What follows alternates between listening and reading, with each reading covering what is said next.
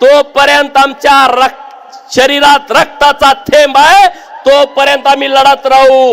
ही भूमिका माननीय स्वर्गीय गोपीनाथराव मुंडे साहेबांची आहे. आणि तीच भूमिका घेऊन आज माननीय छगन भुजबळ साहेब या महाराष्ट्रामध्ये फिरतायत. अरे आज तुम्ही ओबीसीच्या हातामध्ये सत्ता द्या ना. जेवढे मुख्यमंत्री महाराष्ट्रामध्ये मराठा समाजाचे झाले, तेवढे जर मुख्यमंत्री ओबीसीचे झाले असते तर या महाराष्ट्रातल्या गरीब मराठा समाजांना ओबीसी नेत्यांनी आरक्षण दिलं असतं. आज ही वेळ आली नसते. असती का ही वेळ आली? अरे एवढे वेळे तुम्ही मुख्यमंत्री झाला, मराठा समाजाला काही दिलं नाही. मराठा समाजाला आमचा विरोध नाही, मराठा समाजाच्या आरक्षणाला आमचा विरोध नाही, पण ज्या पद्धतीनं दादागिरी चालू आहे त्या सगळ्या गोष्टीला आमचा विरोध आहे. आणि म्हणून ओबीसीच्या आरक्षणाला अजिबात धक्का लागता कामा नये, ही तर भूमिका आमची आहे. पण चुकीच्या पद्धतीनं तुम्ही जे दाखले देताय, चुकीच्या पद्धतीनं भुजबळ साहेबांनी सगळे पुरावे तुम्हाला दिले की कशा पद्धतीनं तुम्ही ओबीसीचे दाखले देताय, कुणबीचे दाखले देताय. आणि म्हणून माझी मागणी आहे की ज्या शिंदे समितीच्या माध्यमातून या महाराष्ट्रामध्ये कुणबी दाखल्यांचं वाटप सुरू आहे, ती शिंदे समिती तात्काळ बरखास्त केली पाहिजे. शिंदे समितीनं जेवढे दाखले दिलेले आहेत त्या दाखल्यांचं पब्लिक ऑडिट झालं पाहिजे.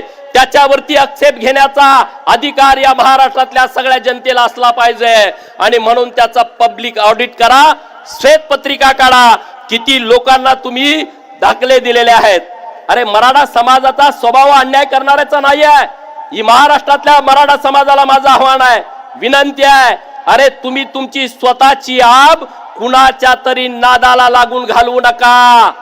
तुम्ही तुमच्या स्वतःची एक आब आहे, ती आब तुम्ही राखा, कुणाच्या तरी नादाला लागू नका. हातात काही मिळणार नाही. माननीय छगन भुजबळ साहेबांनी जो लढा उभा केलाय ना, याला विचाराचा अधिष्ठान आहे. उगाच उठले आणि म्हणून लढ्याला सुरुवात केली असा त्याचा अर्थ नाही मित्रांनो. त्यांनी जो लढा उभा केलाय तो संविधानाला धरून लढा आहे. त्यांनी जो लढा उभा केलेला आहे तो महाराष्ट्रातल्या 346 जातीच्या अस्तित्वाचा विषय आहे. आणि म्हणून त्या लढ्याला एक वैचारिक अधिष्ठान आहे मित्रांनो. समोरच्या बाजूने लढा उभा केलाय, अरे काय त्याला वैचारिक अधिष्ठान आहे? त्याला कुठलं संविधानाचं अधिष्ठान आहे? अरे कुठलं अधिष्ठान नाही. परंतु आम्ही काही करू, आम्ही जे बोलील ते झाला पाहिजे अशी भूमिका घेऊन काही लोक महाराष्ट्रामध्ये काम करण्याचा प्रयत्न करतायत.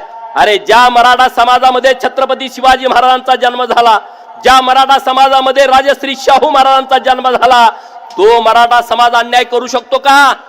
अन्याय करणाऱ्यांच्या विरुद्ध ही मराठा व्याख्या आहे. अन्याय करणाऱ्यांच्या बाजूने उभा राहणं ही मराठा व्याख्या होऊ शकत नाही. म्हणून महाराष्ट्रातल्या सुज्ञ मराठा समाजाने पुढे यावा. ओबीसीतून आरक्षण जे मागितलं जात आहे त्या विषयाला तुम्ही विरोध करावा. तुम्ही जर विरोध नाही केला तर तुम्हाला येत्या काही काळामध्ये तुमचा किती मोठं नुकसान या चळवळीमुळे होणार आहे हे तुम्हाला येणारा काळ हे तुम्हाला उत्तर देईल. देईल का नाही देईल?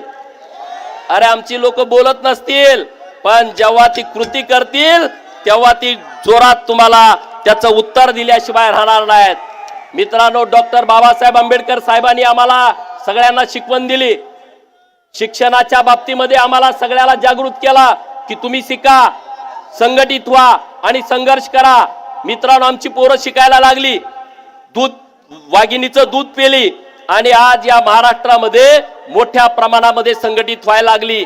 पहिल्यांदा विठ्ठल रामजी शिंदे यांनी बुद्धांनी दिलेला बहुजन शब्द हा मेन स्ट्रीम मध्ये आणला. मित्रांनो, बहुजन शब्द हा फार मोठा आहे. बहुजन शब्द आपल्याला एकत्रित करू शकतो. आज आपल्या सगळ्या बहुजनांचा नेता माननीय छगन भुजबळ साहेब आहेत. आणि म्हणून बहुजनांनी सगळ्या एकत्रित आलं पाहिजे. काशीराम नावाच्या एका नेतृत्वानं जुन्या बहुजन समाज पार्टी काढली. या देशातला सगळा बहुजन गोळा केला आणि त्यांना सत्ता स्थानापर्यंत नेला. आणि महाराष्ट्रातल्या बहुजनांना ब्राह्मण विरुद्ध बहुजन आम्हाला नुसतं झुंजवत ठेवलं आणि या प्रस्थापितांनी सत्ता त्यांच्या ताब्यामध्ये ठेवली. मित्रांनो, विरोधात गेले तर आमच्या पोरांना भडकवायचं, ग्रॅज्युएट झालेल्या पोरांच्या डोक्यामध्ये काहीतरी कालवायचं, त्याला कुणातरी शायफेक करा, कुठंतरी पुतळा झाला, कुणाच्या तरी विरोधात बोलायला आम्हाला तयार करायचं. आणि जेव्हा सत्ता येते तेव्हा मग मेहुण्याला कारखाना द्यायचा, सासऱ्याला मेडिकल कॉलेज द्यायचा,